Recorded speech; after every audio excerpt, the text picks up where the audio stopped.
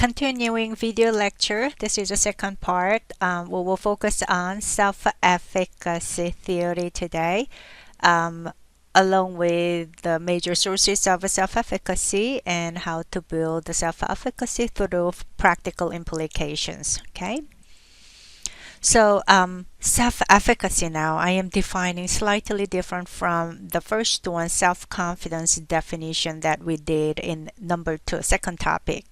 So this is a more situation, task specific confidence, and as you can see in the definition, it is says a perception of his or her their ability to perform a task successfully. That was the definition of self-confidence is, now it's a new edition, a situation-specific and, this is a key, task-specific form of self-confidence.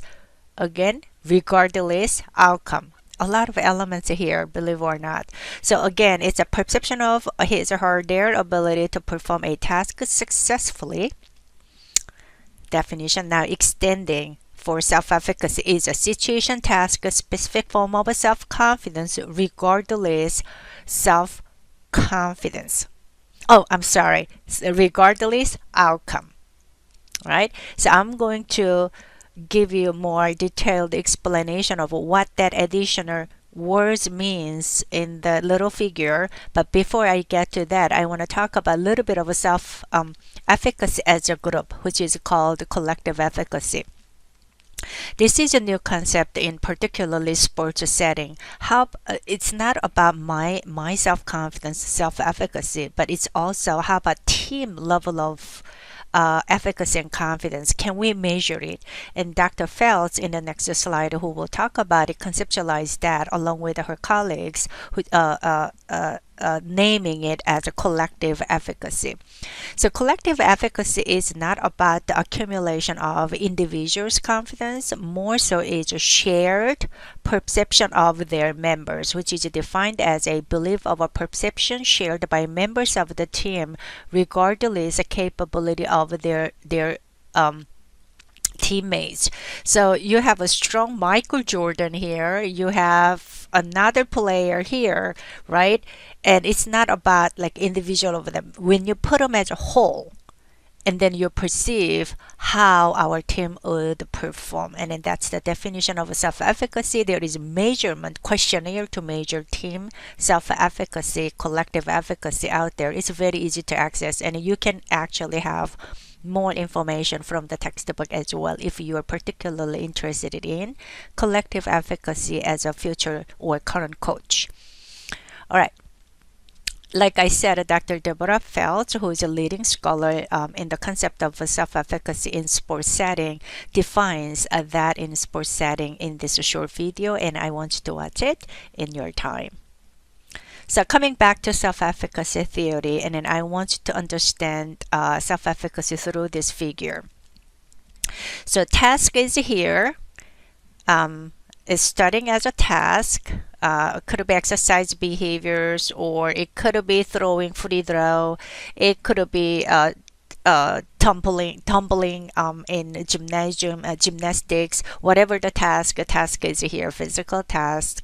Then outcome, expected outcome is at the end. In between, you will see two different types of confidence, or it calls expectations.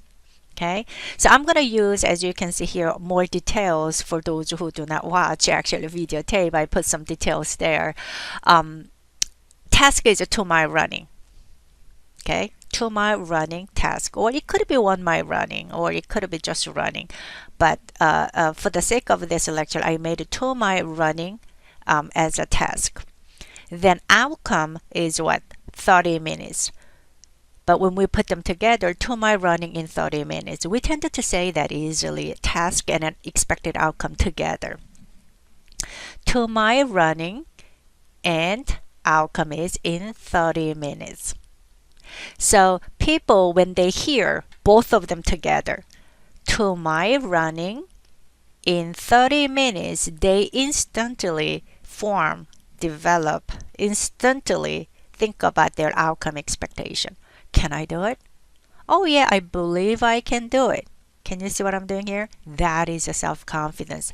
Self-confidence is not about the task. Task is there, but more so about the outcome. It's called outcome expectation. Yes, I can run 2 miles in 30 minutes. Outcome expectation directly related performance outcome. That is a self-confidence. However, self-efficacy here is before outcome. And then I told you it's a regardless outcome. It's in the definition, right? Self-efficacy is not about the outcome. Self-efficacy directly associated with task. That's why it's situation specific and task specific. Do not think about the outcome, but can you run? Can you run 2 miles? A lot of people will say, yeah, it could be a little bit stretched, but I could run 2 miles. Walk around. Yes, I could do it. Versus, can you run 2 miles, 30 minutes? Some of you will say, oh yeah, easy piece. But a lot of us will say, oh no, I cannot do it. Then they tend to walk away from the task. But if you present differently, instead of saying 2 miles running in 30 minutes, you say, can we run about maybe 2 miles? Some people will say, oh, yeah. Some people say, oh, it's hard, but yeah. What did I do here? Really worked it on task-related self-efficacy expectation, not outcome-based expectation, which is confidence. I worked it on based on what I just said. Can we run maybe about 2 miles? A lot more people will. Here we go. Initiate their behavior. It's a key in motivational processes. Do you remember motivational definition? It's the process whereby goal-directed activity is instigated, which is initiated, and that instigated behavior has to be sustained. That's a definition, grand definition of a motivation, which has like 4 elements to explain details. Many times we have a hard time to initiate people's behavior, health behaviors, eating healthy and doing exercise, healthy exercise. They don't initiate their behavior because they think they know how much effort that they have to put to get that outcome. And then we tend to say outcome before task. So now we need to change the way we laid it out the task. Talk about the task first, what they can do. In smaller pieces too. That is called goal setting strategies and incremental goal setting strategies. And present that out first so that people can see, oh yeah, I can walk, I can run a little bit. Once they start the behavior, initiate the behavior, then you can lay it out bit by bit outcome toward the grand outcome. That's the way to really strengthen people's self-efficacy, which actually impact a lot of ABCs in our life, because not only the initiating behavior, which is a core factor, but also greater level of self-efficacy impact a lot of ABC, as I put some here, right? Then where that self-efficacy are coming from, then researchers of course did vast research. This is really theory that used in the practice a lot in rehab settings and sports settings, everywhere, any performance areas we use this. And there has been done a lot of research to understand the sources of self-efficacy. Initially, they came up with the 4 sources of self-efficacy. More recent research added 2 additional, which is similar to existing ones. So 6 sources include mastery experience, vicarious experiences, which is called modeling, verbal persuasion, physiological state, and 2 additional imaginary visualization experience and emotional arousal or direction of emotions. More specifically, next slide here, performance accomplishment. It's about doing it excuse me, doing it and successfully doing it. You try it and you did it. Then that experience, past experience, becomes most dependable source of next self-efficacy level. That's a performance accomplishment. Excuse me. And then the second one is a vicarious experience, which means it's a modeling. You see somebody is doing it. even somebody who is my age group with my performance level, similar level, peer modeling, then you get to see it. Oh, she can do it. I can do it. Oh, he's doing it. I can do it. Oh, they're doing it. I can do it. You get it? That's the modeling. Sometimes we show expert modeling, like top NBA or WNBA player shooting the layup. Then oh, that's the what we are gonna get there. Then and we the self-efficacy goes up and then practicing an expert model. Some modeling is called coping model, which means a performer modeler plays and fails and it show how to overcome that failing obstacles and do it again. And when you watch it, oh, I could have failed like that, but if I follow what that he or she or they just did, I could do it too. So coping modeling, and there are a lot of modeling literature out there. But bottom line is, you watch somebody doing it, oh, you can do it, and that self-confidence kicks it in. And visualization is similar to modeling, but you're doing it in your head or more. So like you're watching somebody doing it, or you actually yourself execute it. It's called internal imagery. You actually execute and do it and feel it using all your senses, and then your self-confidence, self-efficacy actually tended to go up. That's a vicarious experience and imaginal experience. That's why I put them together, because it's a similar way of doing it. Another one is verbal persuasion. It could be your own self-talk, very motivational and instructional, or somebody, your coach or your parents or your colleagues, friends, or whoever is significant to you, really putting their trust on you and then telling you you can do it with some details, instructions right there, with the motivational encouragement, then self-efficacy tended to go up. Because of that, our role as a leader in any area that you end up working, how you communicate with them is really critical to bring their self-efficacy up and all other psychological factors. Then now physiological states. I mean, if help them to perceive what they feel as anxiety to be more like a facilitative side of it. Remember that anxiety and performance topics and directional theory help them to perceive what they experience is part of their better performance. Self-control, self-confidence high, they tended to perceive what the physiological state, arousal, as what facilitating experience, right? And that's what they're talking about here. And also positive emotion is a key. If they are depressed and frustrated, they cannot build their self-efficacy. So help them to stay positive side of their mood is a key to develop, enhance the performer's self-efficacy level.